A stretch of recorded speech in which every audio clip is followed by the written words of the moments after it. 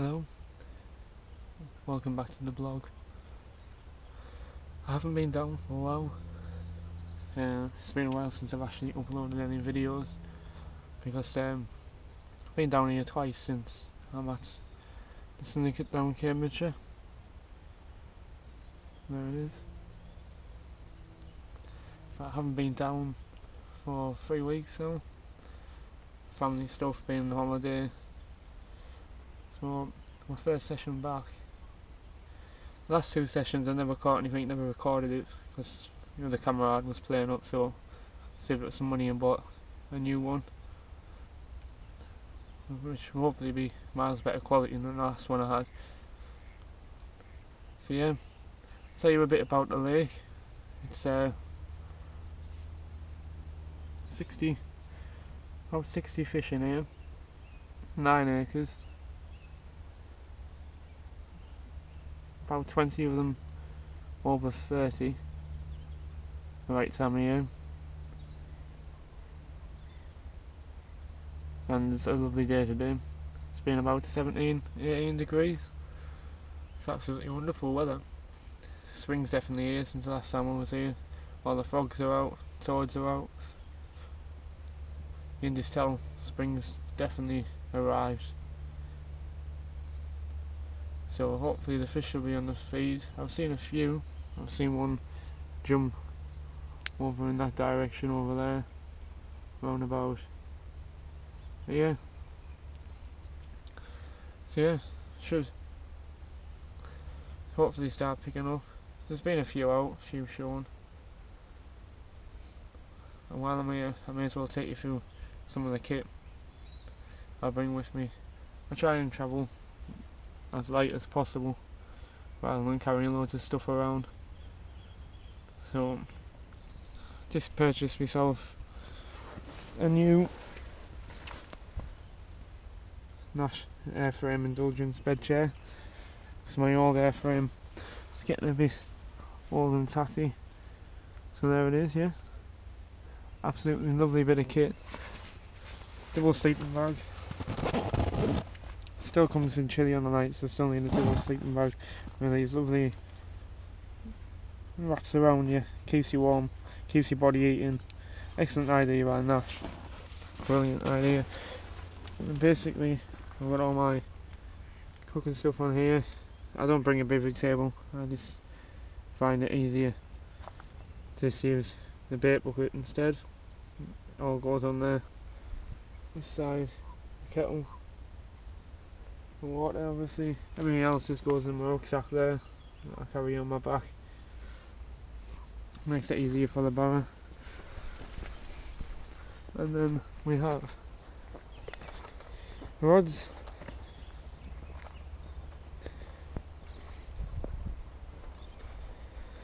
No. A Daiwa Infinity DS 3¼ when I'm fishing bigger places, a few places I like to fish that's 60 acres. I like to be able to get 120 yards when needed. At the moment we're not fishing far out, I'm using fluorocarbon,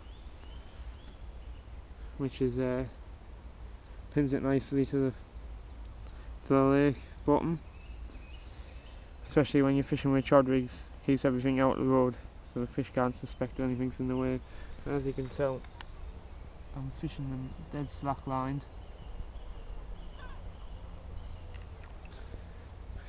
Bivvy itself, I tend not to fish with the front on this time of the year, especially when it's warm enough. Makes it quick and easy to pack away when needed. And that's Titan. It's absolutely acres of room underneath, even with the front off, as you can see from the profile there. It's acres of room to get your gear underneath. It's absolutely fantastic. Bit of kit. Probably one of the best bivvies on the market, I think. Got the barrow itself. Get the gear down with. Buoys. Chocolate malt by JK. Angling. and the carp cradle. You've got to have a carp cradle on here. You're not allowed to just use a standard beanie and hook 'em mat anymore due to fish rolling off them too easily. Yeah, it's a lovely day. Few fish being shown about. Frogs everywhere. It's been a hatch of some sort today. I think that's why a few of them's been topping, been eating the flies off the surface. So they'll be in the upper layers at the moment. So there's a few up this end of the lake. So hopefully, you never know, we might get something through the night.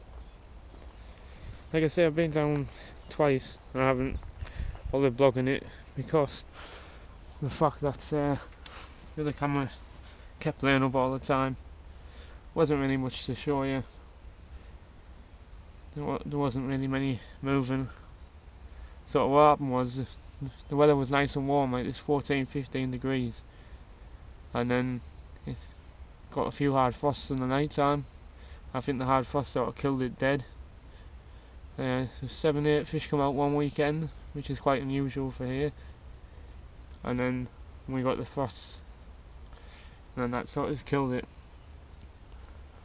So I think now the temperature's about 5 or 6 degrees tonight, so it's still warm-ish. Call it warm even though it's still not out of winter really, but it's getting there. We're getting there slowly. It's just absolutely beautiful place to fish. For all the wildlife as well. The butterflies are out. Absolutely brilliant. I'm fishing on the rods. Fishing the right hand rod. It's fished over to the right hand side. Over that way. I've got that one on a chod rig. White chock and malt. Middle rod's fish practically straight out. Just where it heats a bit of deeper water and it just goes off, shells off. So I'll put it on just at the bottom of the shelf. That's also on the chod rig with chock and malt. Just the brown coloured, natural coloured ones, and the left one's just on a bottom bait. Fished over to the left hand side. So basically, if you haven't got many features, like it's basically all the lake here. There isn't many features of fish, so it's all pretty much uniform depth all the way through. You're not sure where they be. Just try and pan the rods out. One on the right, one in the middle, one on the left. Sort of fan them out. You'll find the fish better like that.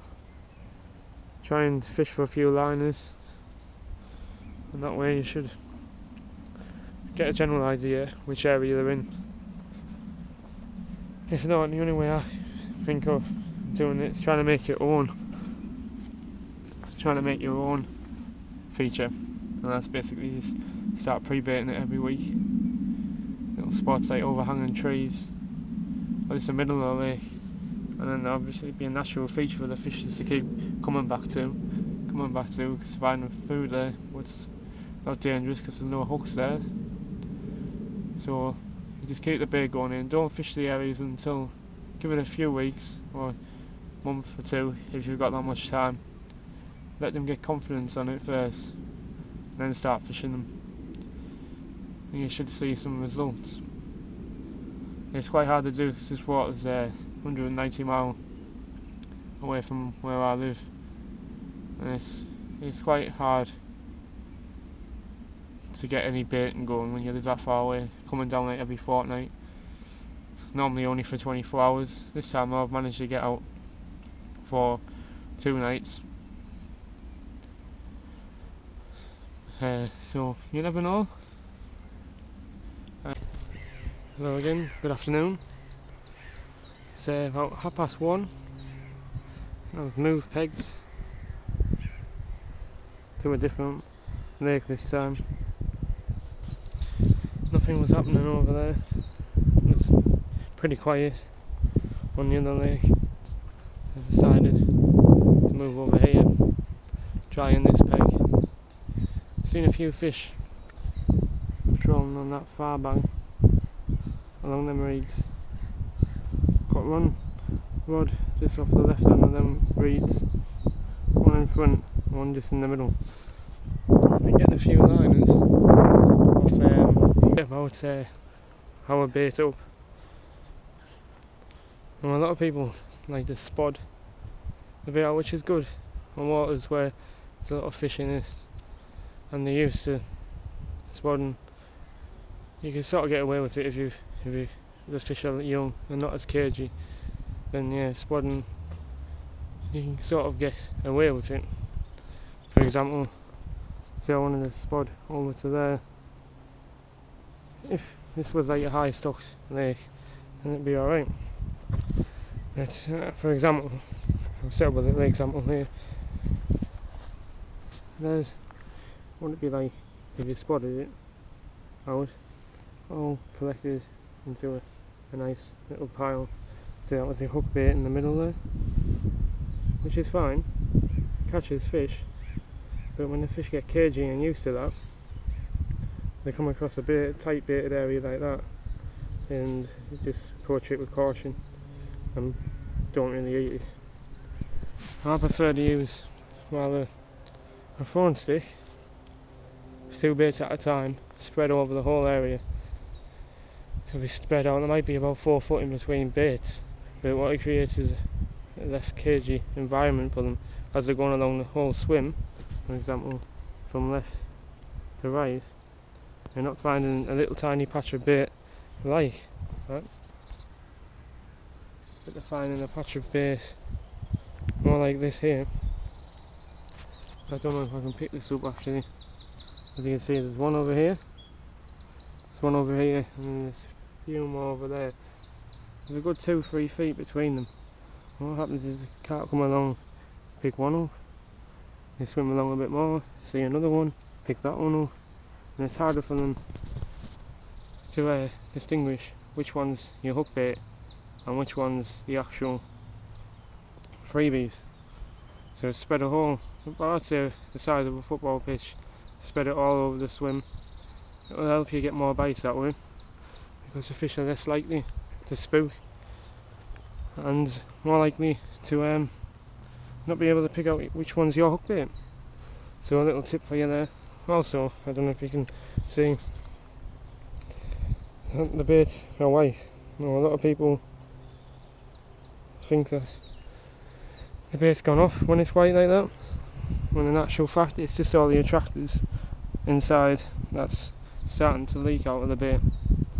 So you look at it, it looks like it's off. People would bin it, chuck it away, but so much more attraction coming out. It's just all the enzymes inside.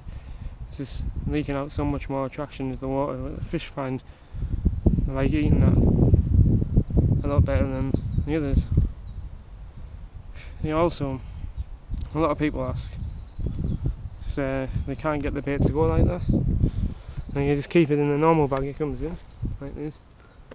So sometimes it could take 2 weeks for it to start to turn. Once it's turned out this proper white, then you just refreeze it, and then you can use it whenever you need to, and just keep refreezing it afterwards. I've never had a problem with it. But yeah, it's a great little tip for you. It should help you out a bit more. Also, a lot of people now like using the spom. I've started to use it. I try with a spom. I try and do the same as I do with a phone stick, not be as accurate. So I put like, I don't know, 10-20 baits in it, and then I'll spread it out. So I'll do one spom over that direction and another one about 10 foot to the right, and it just creates little pockets of bait. So they've got places where it's not all integrated into one little area. It's all spread out. Cheers.